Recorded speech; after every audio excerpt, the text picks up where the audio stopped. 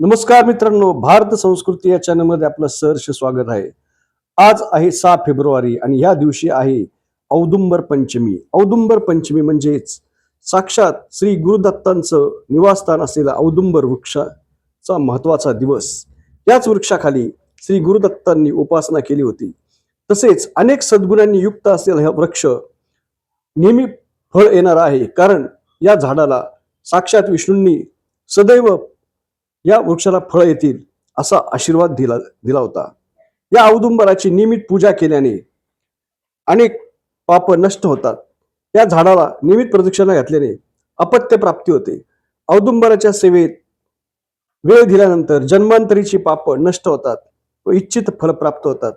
औदुंबराखाली स्वतः श्री दत्तगुरु व नरसिंह सरस्वती स्वामींनी उपासना केली आहे.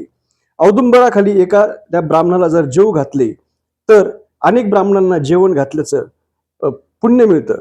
तसेच औदुंबर वृक्षाखाली बसून आपण निर्मळ मनाने जप केला तर त्याचं एक वेगळं फळ मिळतं.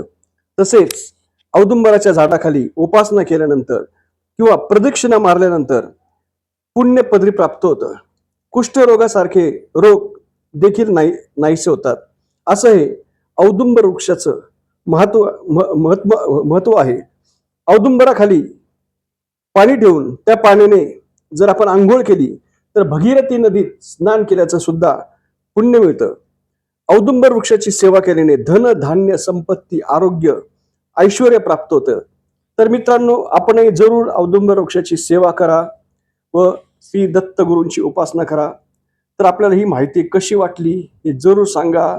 जय श्री गुरुदेव दत्त. श्री स्वामी समर्थ महाराज की जय.